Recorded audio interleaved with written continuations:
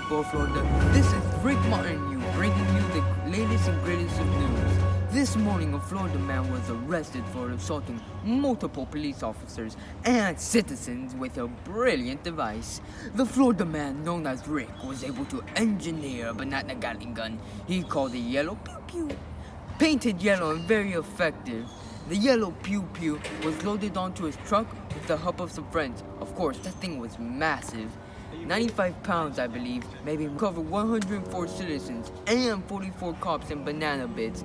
He did this for 5 hours before being apprehended. Rick was stopped due to a raccoon throwing an orange and knocking the driver out. Halting the vehicle, as Rick was cuffed, he attempted to tickle the officer's noses with his foot. Before he could inflict any tickles, the foot was tased many times, much to Rick's displeasure. However, soon after being brought to prison, he escaped for the 99th time. And this is how he escaped. First of all, he ate the delicious walls. I'm telling you, they're premium walls. And then he digged under the fence all the way to freedom. So far, the police have had no luck in finding Rick.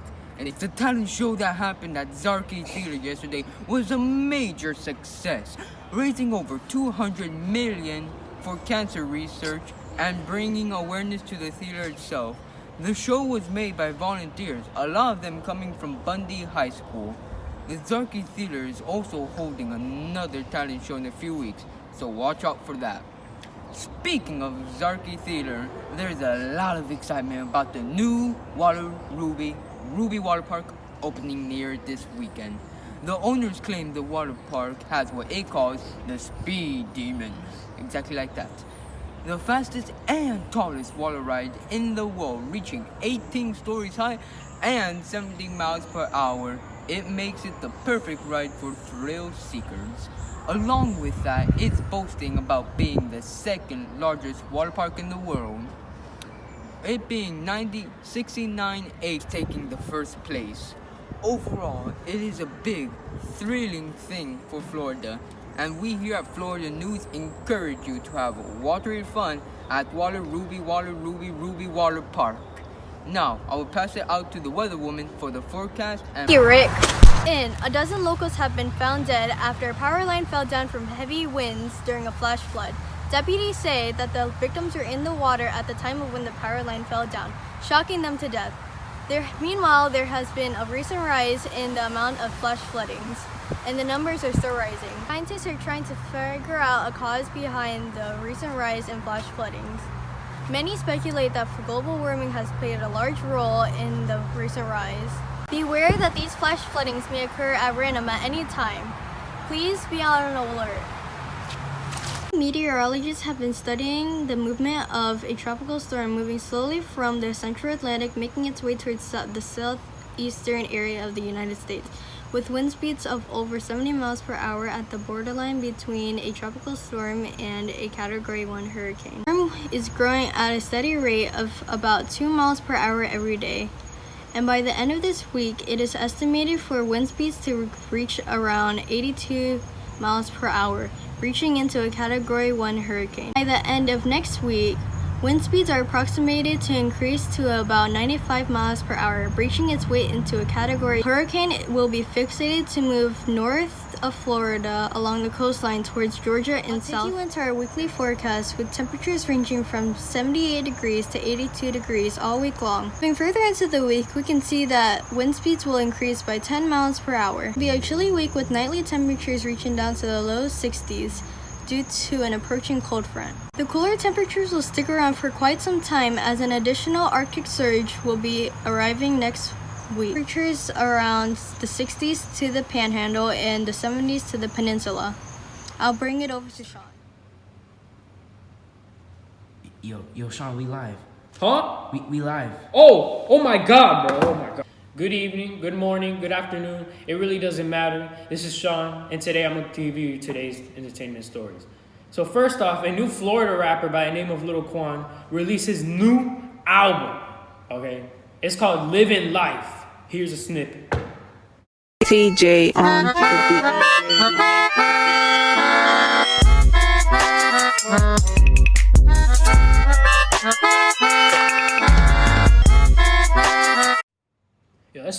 great. That song changed my life. In other news, a new theme park that actually just opened last week have actually been closed down due to many malfunctions and just a lot of weird stuff. One of the things being a monkey robbery, so they're stealing valuable items from the guests. Here are YouTube clips of it. Here we go, here we go, here we go. Oh, and there you go.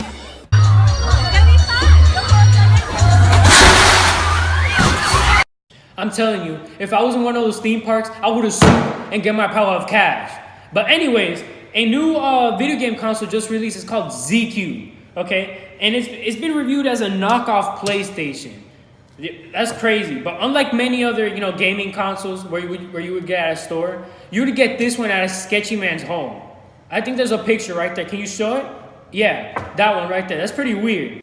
The cool thing about this console, however, is that it comes with many great things. It comes with an empty box of cereal, an empty water bottle, a broken iPhone, and a used toothbrush. Wow. I don't even know what to tell you about that, man. It's crazy because, people, I just received great news. Puppies have been rescued from a Florida man's home after many accusations of the man mistreating the puppies and, abusing them. Here's a picture of the man. Wait. Yo, hold on. Yo. That guy's my uncle. Well, that sums up today's top stories. Thank you for watching. I'm going to pass it on to big sexy man, Jaden. Thank you for watching. I'm Jaden Hodgson, and we'll be covering the latest sports news. First up, NFL superstar Antonio Brown is throwing a temper tantrum over his helmet again. For the last month, he has been in a constant argument with the Oakland Raiders because he wants to wear a custom Zenith helmet that is not permitted by the NFL. The Oakland Raiders are fed up with Antonio's stubbornness and looking to pursue and trade. Next, OBJ has been fined once again for not complying with the league's hard objects rule. The NFL claims it is unsafe to wear hard objects, and in result, any player who does so will be fined. Also, the Kansas City Chiefs sports teams have been on a roll. The Royals have won the World Series, and the Chiefs are undefeated. So far, the Chiefs and 49ers are the only undefeated teams in the league. Palm Beach Central Broncos have defeated Wellington in a big win in the locally famous Wellington Cup. Four-star receiver Brian Robinson scored 4 touchdowns and has fully committed to the University of Miami. He has worked very hard towards this day and is predicted to go do big things on even bigger stages. Cardinal Newman girls volleyball team came up clutch in their close win over Palm Beach Gators. They go on to play Boca Raton in the semifinals. The Florida Gators have been balling. They are 9-2 and won the last 6 or 7 games. In addition, the Duke men's basketball team defeated Villanova in a nail-biter win. Cassius Stanley came up clutch, hitting the dagger three-pointer in the fourth quarter. And the stadium went into an uproar after a missed call by the refs. Coach K has been fired, the head coach of the Duke men's basketball team, because he punched a fan and cursed out a ref after a missed call. He claims that it was not fair and it is BS. All in all, it was a very thrilling week in the sports world. I'm Jenna Hodgson, and that is it for now.